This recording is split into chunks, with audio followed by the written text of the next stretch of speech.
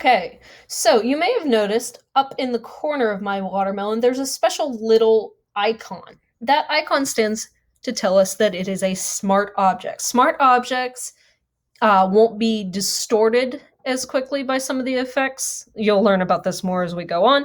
But the problem is, it won't let me edit it. It just tells me you can't touch this because it's smart.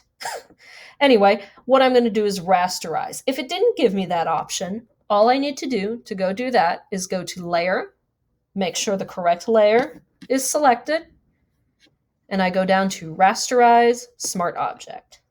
That little icon goes away, and now I can directly edit this object. I could just erase all of the white, but unfortunately that looks pretty choppy, and we're professionals here. So let me introduce you to, there's two different selection tools that will make your lives so much easier for this. Part of this project, I'm going to be checking to see how well can you get rid of these white backgrounds and such. So you could just do the magic wand, which selects by pixel color. I'm pretty lucky in that this image only has one color, it's white. I've selected it, the marching ants are going around, which means it's selected. And I'm gonna hit delete. Now say I just wanted the watermelon. A cool thing you can do while it's selected, if I just want to select the watermelon without having to do, basically if I want to select the opposite of what I have selected, I'm going to hit Command I. Nope, that turned it black. I'm going to go up to select and I'm going to choose inverse. And now it's everything but the white. The top part is selected, the watermelon's selected. Anytime I need to undo something, Command Z is going to be your best friend in this program. So it's hard to tell, but I just undid that selection, and now I have my white background. Another thing I can do to get the white background gone, I'm going to hit Command D to deselect. I can use the quick selection tool. And all that does is it snaps to, whoops, I've got a little too much there. We'll talk about how to get rid of that. It snaps to some of the pixel boundaries between colors. Now, obviously, I didn't want to take out a chunk of my watermelon. I'm not hungry. I can go up here and check off some of the different options for this tool. This tool has two options. You can add to your selection, or you can take away. In this case, I want to take away. So I'm going to go ahead and just click and drag over top of that. I'm going to zoom in and get that little bit of white right here. And now I can delete, and I've just got my watermelon left. Command D to deselect. And that looks pretty good. However, that's really large. That's taking up my entire paper, and this should just be the head. So I need to change the size of the watermelon. Some of you might be familiar with this, some of you might not. So I'm going to go over it anyway. You can either go all the way down under Edit to Transform or Free Transform. The bounding box should come up around it. These are little handles to click and drag to make it smaller or make it bigger, depending on what you're doing. You can rotate it. You can make it skinnier. However, if you want to change the proportions, notice how my watermelon isn't getting very distorted or anything. That's a good thing. You want that. If I want to change the distortions, I have to hold Shift. And now it's a skinny watermelon. But I don't want a skinny watermelon. And I would continue to do this for all of my different parts of my vegetable person. So I think I need some eyes.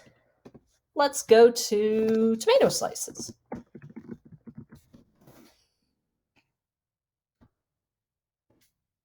That looks like a decent shot. I think I could probably isolate just that. So I'm going to go ahead and copy the image address. Command V. Control, right click, save image as tomato slices. That sounds good to me. And if you have your browser window up together with your Photoshop, you might even be able to just drag and drop. Yep, perfect. And notice when I dragged and dropped that, it put it on its own layer, which is pretty nice. Now I've got a couple extraneous or extra tomatoes here that I need to deal with. In this case, the magic wand would not be a good choice. Why? Because, well, there's lots of different shades of brown here. As you notice when I click, it comes up with all these really light tan browns instead of just selecting everything that's brown. So this is a good case for the magic wand tool. So I'm actually just going to select my tomato this time. I'm going to Command X. Maybe. Oh, you know why it didn't do that? It's because it's a smart object.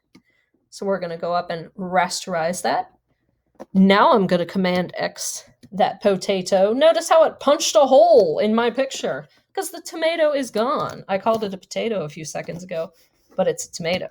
Now I'm going to hit Command V to copy that potato onto its own layer. And I'm going to delete this layer. Goodbye, tomato slices. You've been good to me, but I need you no longer. It asks me if I'm sure. I'm sure. And now I need to do a little cleanup here. I could either do that with the quick selection tool, and it should snap to the boundaries of my tomato if I'm on the right layer. There we go. And clean up those edges. Now, if you want to get really fancy with it, I'm going to go back to the magic wand.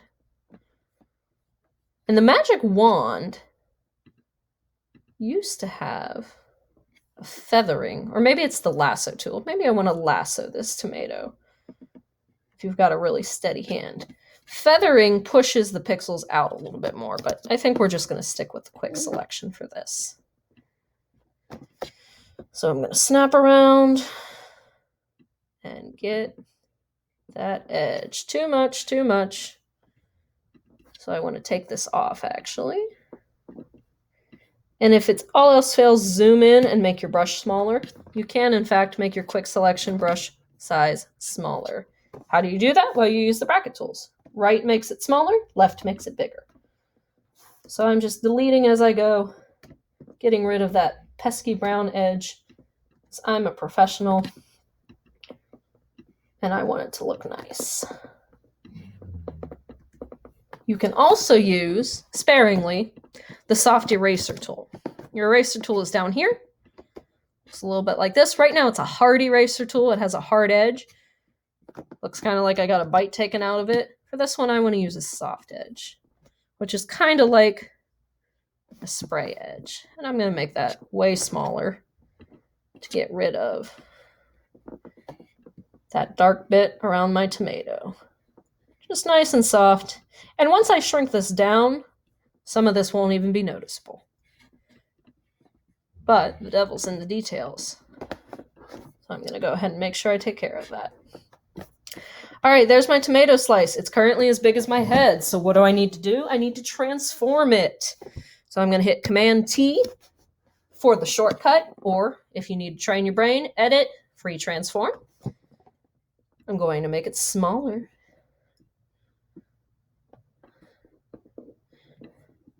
And pop that right up in there. There we go. And I could hit, while my layer is selected, Command C for copy, Command V. I got another tomato. Not much work at all. Would move that right on over. Those pink lines that popped up are called smart guides. They're very useful for lining things up. And I would continue to build my person from here. I'd need a body, I'd need a nose, you can add heads, you can add cool backgrounds, whatever you want. Let's try something a little more difficult before we go. For the most part, I've been using very round, easy objects. I'm going to make it a little harder. I'm going to get some broccoli. And remember, if you need to filter out all those tiny, cruddy quality images, you're going to go to Tools. You're going to choose Size Large. There's a good broccoli. I think I want that one for my nose. Control right click, copy address, Command V. Save that broccoli.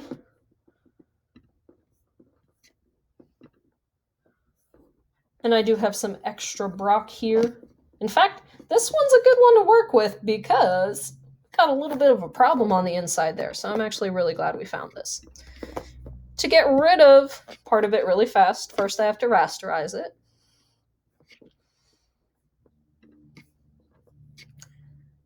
And I'm going to just use my rectangular selection tool and delete that. Command D to deselect. And now I've got this nice broccoli. I can go around with either the magic wand tool to get rid of the white, but I've still got that stuff on the inside. So I need to come in and get rid of that. I've also got this weird little edge. That's why you don't always want to use the magic wand tool, because it only selects one color. And sometimes it'll leave weird little remnants behind, like that one. So I'm going to grab my soft eraser, get rid of that real quick. Perfect. All right, so now I need to come in here. I think the tool for the job, because it's so tiny, is going to be magic wand, but I could use quick selection. And I gotta get rid of that, because the details like this are important. There we go. Now we've got a nice see-through broccoli that doesn't look like it's just copy and pasted, even though it is. Command D to deselect, Command T to transform. And I'm gonna put that, actually, I think I'm gonna flip it upside down. There are other functions to do that. If I didn't want to just free transform, I could go to transform, I could go to flip vertical, and it puts it upside down. So your mission is to create a funny looking vegetable or fruit person. You can add other foods in if you want, but all of them must be separate image files. So if you just Google funny fruit person, I'm going to know, because I know how to reverse Google image search. That said, if you have questions, let me know. I'm excited to see what you make.